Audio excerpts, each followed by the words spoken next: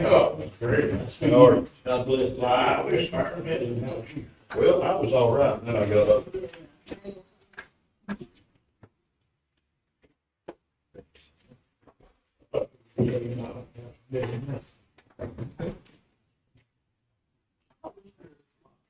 No, it was good. It may have been a little on the smoky side, but it was still good. There wasn't any other place. All right, 5:32. Look, yeah, come on up there. Come on up. Come on up. I'll call the meeting to order. Roll call. Donna. Here. Riley. Here. Randall. Here. Patrick. And Darwin here. All present. Approve the minutes of the last meeting held March 19, 2024. Any discussion or questions? I'll make a motion. Motion. Sorry. John. Second. Patrick. All four. Number 4, any overview business? Looks like we got sheriff directs to discuss. John, I'll let you have the floor. Guys, likely, when it's coming to help, we're waiting. As of the 20th of this month, I will be my 6th patrolman down with no prospect high. That's 6 out of about 20. The system's not been properly protected. Not been properly drilled. Deal. Well, Bob can speak to that. This is Bob Bass. He's here for PCI. But it's, we're hanging on, but that's all we're doing. So, the majority of the people that I'm losing, lost here recently, are going to the city police. And I provided y'all with our pay scale and the city pay scale. Yeah. So, and it gives each position, the officers have to look at the different positions, and you know, they might be labeled something different than ours are, but you can still, some of the positions we don't have, so some of them we can, you just have to cross reference, like the patrol sergeant, and their sergeant, which they don't have corrections, so. It's, and I've got more looking, so I don't know what I'm doing. And we're going through a ton of open. Yeah. And that's just skeletal crews to get by.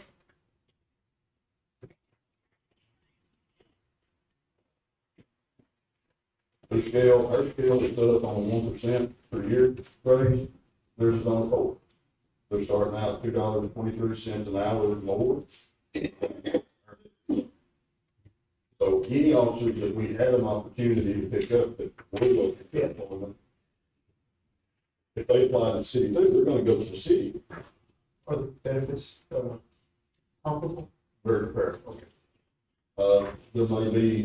They may charge for insurance, but I know the city picks up quite a bit of it, but it's not bad at all. No. So times are really, really hard for everyone. Inflation is terrible.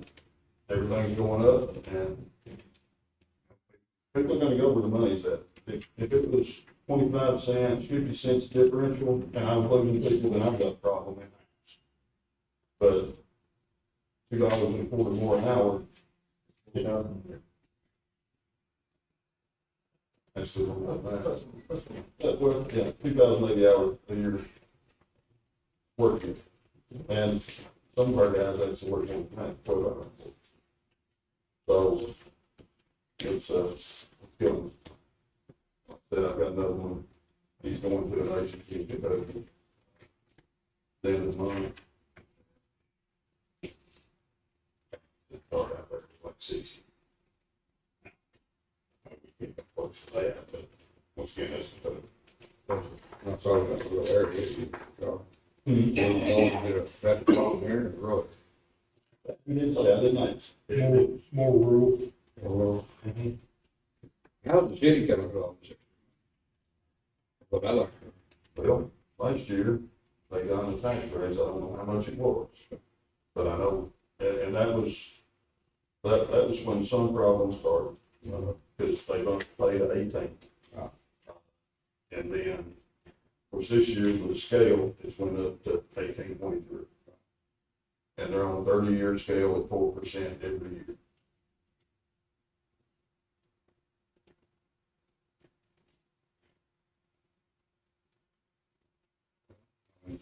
So they don't go through it.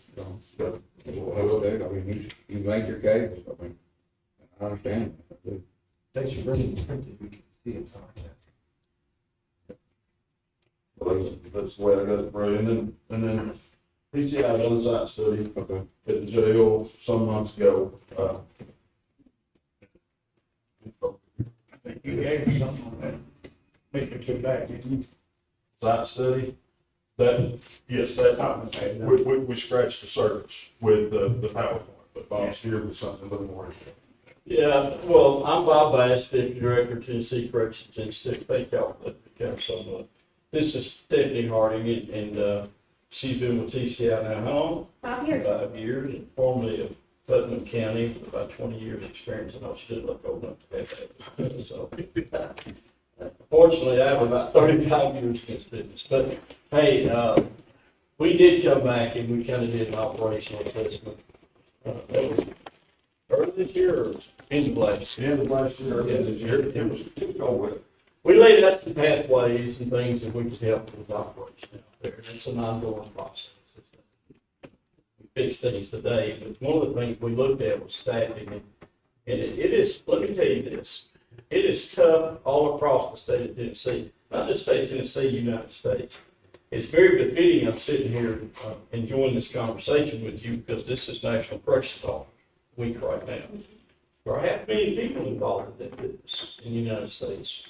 It's a big group of folks, and they've got a tough job. It's a really tough job. The average lifespan for a correction officer, if he does 25 years in the business, is 53 years. The average span for a police officer, if he does 25 years in the business, is 53 years old. They're so different. It's like running a cosmos society, but you're just behind walls, right? Inside that jail is just a town. And you got the drug dealer, you got the bad people. So, I put together, and this is, I want to tell y'all, this is just a few pages, quickly threw together on comparisons, because people like to kind of know, you might need to pass one of those. What it kind of looks like, they want to compare themselves to somebody else, and they need to, because that is often the problem. I just want to share these with you, so when y'all have your conversations, things that you can talk about, and consider if you want to have me back, that's fine, I'll come back anytime, for the rest of the entire commission, talk to anyone. I know a lot about this because, I immersed myself in it about 3 years ago. I saw this company where we just couldn't hire correction officers. And what is the problem? And so, I partnered with a professor from Austin Peay University, Dr. Frank Furtick. I got with Commissioner of Health, State of Tennessee, Mental Health. We put our money where our mouth is. We want to do something about this, and it's about life, work balance. So I got a grant for $100,000. Took about that much in my own money from our budget, and we started doing a mentoring program for officers where they can come in and they have somebody to actually go talk to. It's all about this work-life balance. I can't find an instance where officers should working for jail, that's town, just all kinds of problems. And that is just a tough job. I gave you some information that you can read through about PTSD and what happens. I mean, this turnover too comes from the fact that it's such a dangerous job. There are a lot of physical injuries because dealing with violent inmates, it's a dangerous job. And the other part of that is the threat of violence usually hides the visual. So you don't have that Crown Victoria wrapped around you. You don't have a gun. You might have some mace and a taser, but you're not like a police officer. Not that well prepared when something happens. It's happened to me. I was a jail administrator. I was a correction officer. I've done it all. I've been in riots. I've seen the worst of the worst. It's not a good place to be. So what happens is you get burned out. You can't talk about this subject, though, without talking about what's going on in America right now anyway. Now, look, y'all, I'm just old country boy from West Tennessee, grew up picking cotton. I still didn't live in my mom and daddy's basement. I've been working since I can remember. I don't know what's going on. How are they surviving? How are they getting by? I mean, COVID comes along and just changes the face of America. So COVID certainly didn't help us because the parents and the loved ones at home were going, why are you going to that jail every day? It's full of COVID. One of my best friends died with COVID. Captain, Carroll County Sheriff's Department, 28 years in the business, 54 years old. First officer to be awarded Correction Officer Heritage Award that we give out was Post, Memphis, Tennessee. 52 years old, died. He contracted COVID from the jail. So, well, you know, you can't say that. You don't know. But obviously, it was full of COVID, and that's how he went. So, bless his heart. But we don't understand those things, but we're working at TCI. Our mandate is inspected jails, do the training. But, you know, our moral compass is we want to help the officers. If we can provide programs to the officers so they can have better coping skills. And Dr. Burdick's study, you'll read on that page that with thousands of officers interviewed, over 30,000 of them they were using alcohol to cope. The younger drinkers. And it's those coping skills. So what's really important in this, and you don't have time to take it home and read it over, is we'll go back and look at turnover rates. And again, you have to do exit reviews, you get to talk to people, and are we going to hear the number one? Yes, it's money, but it's not just money. It's being appreciated, it's self-pride, it's taking, there's a lot more to it than just money, although that's a big factor. So in 2018, according to in our inspections, you had 24 positions. At that time, 22 FTEs. Within a year, you hired 17. That's a 70% turnover rate.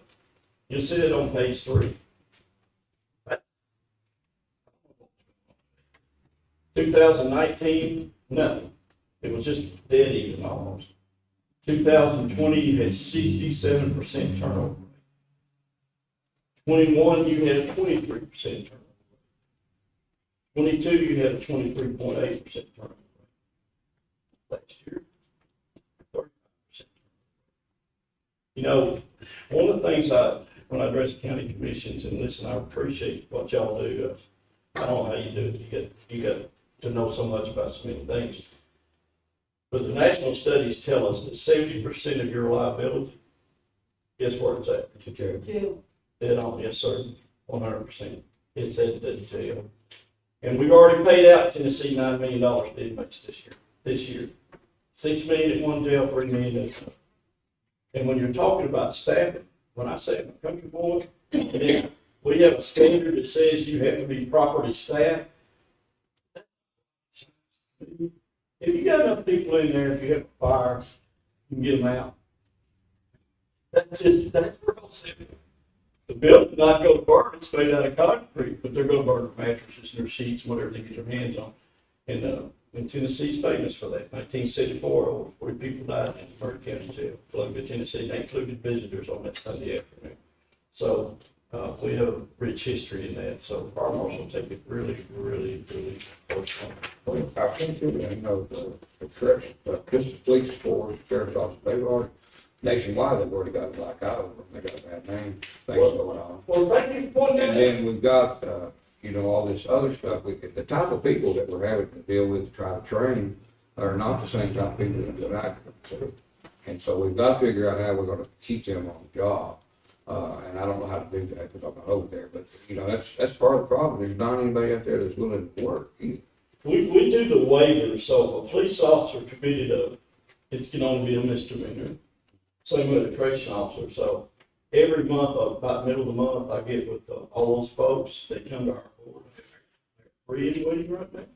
You know, when you say the clientele that we were hired 5 years ago, now, listen, some of this is just foolish stuff, you know, they get stupid, they let the college party and they got a DUI, right? I mean, but it has to be a misdemeanor, and actually, or dishonesty. So our code for correction officers is actually more stringent than your police officer. I don't know if you knew that, Tom, but it is, it's more stringent.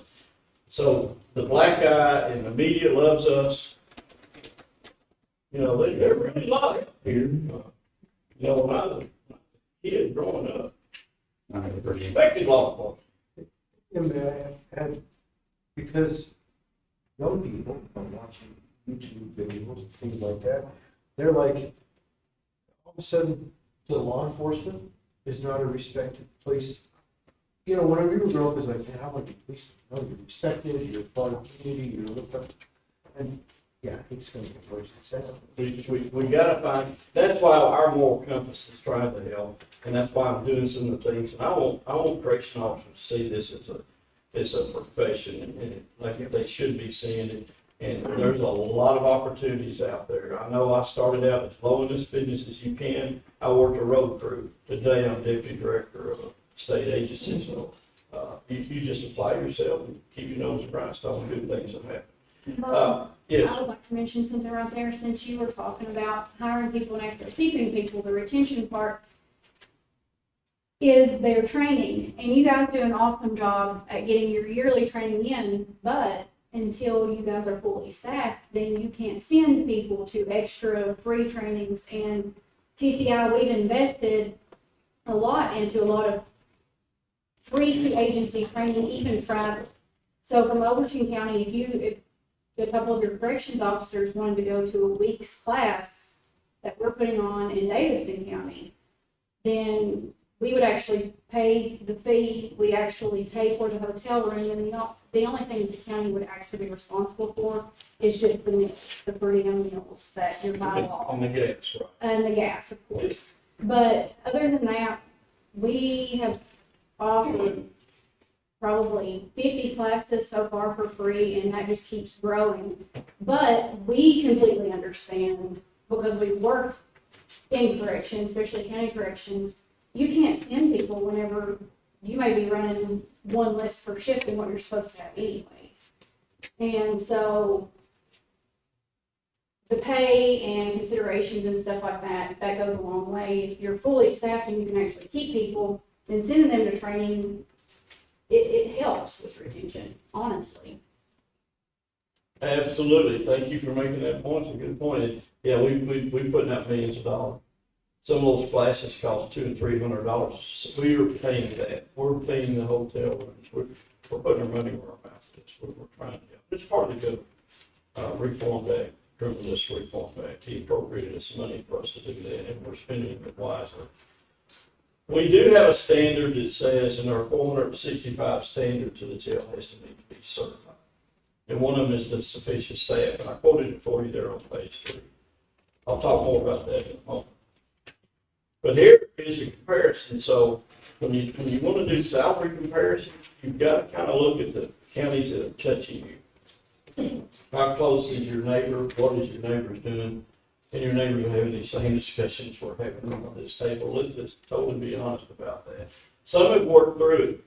But what I find the stumbling block is, in 4 years that I've been focusing just on this and all the studies I've done, it's all about those benefits. We'll get to that too. But you're not at the bottom of the list, but you're next to the bottom of the list here, right? So Fentress County pays $13.89. Each year after that, it's 5% raise. Single pay insurance is $140 a month. Their family plan is $600, and that's not really bad at all.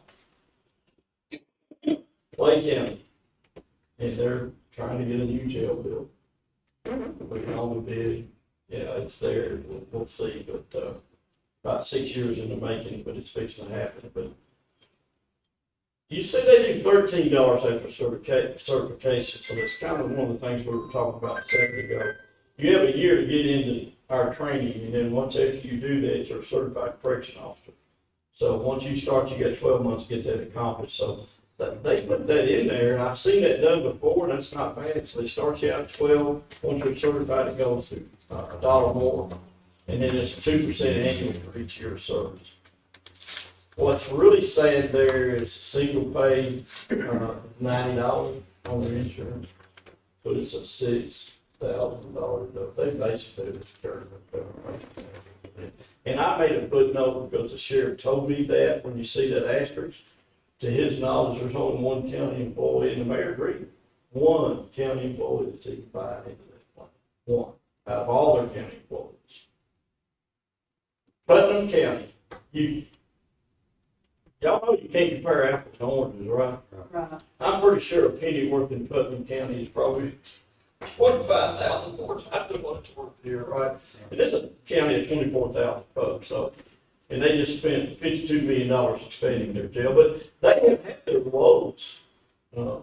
Stephanie can attest to that because she worked there and they've had their staffing issues, but they've really worked through it. So they're gonna start you out at 1885. And then they're gonna increase it per year, 5 years, you're gonna be making $23.80. Insurance, single pay, it's paid 100% by the county. It's only $200 a month. And they actually, unless I'm wrong, now they're in the Tennessee Consolidated Retirement System. They're pulling some of the same benefits that Stephanie and I get. And I get 3 days a month that goes into a bank, because I've been there so long.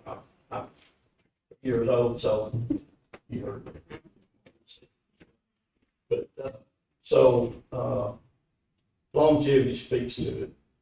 Jackson County is at 1262. They get the 1% longevity, really, and it's $14.38 an hour. Top out, single pay 41. Cumberland County, and the reason, let me interrupt myself and say the reason they're reported, they're touching you, just remember, I live here. And I know all about corrections, and he wants to pay me $13.50 an hour. I'll drive to Cooper. I can make money doing that. That's better for me and my family. So that it's hard to compete, right? $18.99 annual increase, pay for the county over at Cumberland, $1,000 plus on the family plan. I've seen $1,300 to $1,400 statewide average on the family plans insurance. And of course, there you are at $13.50. You are doing single pay for your employees, what the data I was getting, family plans $1,050. The 40-year top out, I just really wanted to push it. Look, typically the way it works is it's 3 and 5 years top out. That's the first time in all the years of doing this to any county I've been to. So I'm assuming that's kind of our cost of living runs 1%, which the cost of living, as we all know, is nowhere near 1%. I was reminded that when I bought my supper downtown. So we know no county government is going to be able to keep up with the actual cost of living. That's reality, but 1%. So this is kind of where you're at, and I can tell you the number one reason people leave the job is pay. That's number one. Now, there's a lot of other reasons, and I've done a study that you can find it on my website. It's called Jail Summaries. Where I wanted to draw another correlation for you, though, because I have access to all this data, and I've done studies with all these counties. I want you to look at Table A3. Again, you're not in this chair by yourself, but you got to take that step, and with the first three holders here helping you and everybody working together, you take a step to try to start correcting this. So Granger County, that's a 100-bed jail. That is around your population. That's 23,000, right? And that's U.S. Census Bureau. Let's hope they get that right before I got that down. They had 13 staff, they just had 18 new hires. They just had to, I guess, that half of them quit twice. In 23, in 24, and Granger's having some issues, and they've had some serious issues in the past. Hickman County is probably looking at adding on to their jail, and that's a rumor right now, but I was told that that's probably gonna happen. Commissioners are fixing to raise taxes to have to add on to jail. 18 staff, they don't have to do 5. Scott County had 23, 16 new hires in 23. Morgan County's 46-bed jail. They replaced the entire staff and hired 2 more. I do know what happened there. They had a serious, they're fixing to go on a federal lawsuit. Yeah. It's bad, serious. Bad. I was shocked when Sheriff Potter called me, and he had to fire 3 of his top people for excessive use of force. So, but the reason the correlation is there, I wanted to draw this out. They are in trouble. Morgan County's under a plan of action. Scott County has been under one in the past. Hickman, not so much. Granger has been under one. So they have been in trouble. Morgan County doesn't have 46 inmates. Today, they probably got 120. They're double capacity plus. They've been talking about building jail for a while. So the reason the correlation is there, and I wanted to give you as much information as you can get. If his jail gets overcrowded, if we don't have the space there, we got 2 inmates working there. The ones wearing the orange and the ones that get to go home. They're the other inmate. They're captive there. They got to put up with all that stuff going in that jail, and then they got to go home and hope they got some sense about ability about them and have a good family life and get all that out of their system and come back to work the next day. I just see jails that have all the jail problems overcrowded. And also a staff Population. of where. But what is population inspection?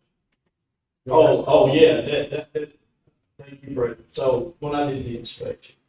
So we do an annual inspection of the jail. and- Well, that's how many people Yeah, were there. that's all. And I'm glad you asked that, so I can talk a little bit about this. So we do the inspections, they're unannounced, Bob. Nobody, it shouldn't be that way, no one knows we're coming. We get there, we look at it, we find something that needs to be taken care of, we give you 60 days to correct it. What I've been telling Stephanie and all the people that work with me, that's something you guys keep fixing 60 days if you're missing a bunch of staff. Don't want you to come in here and ask for county commission, because it's impossible. You might sweeten the pot a little bit, and it's more important that you do it during the budget. Let's do it now. So, currently, I don't have any jails that are not certified. There are 124, there are 5 that are not certified because of staffing. But I've had jails that got in trouble because of staffing. We had to use that standard.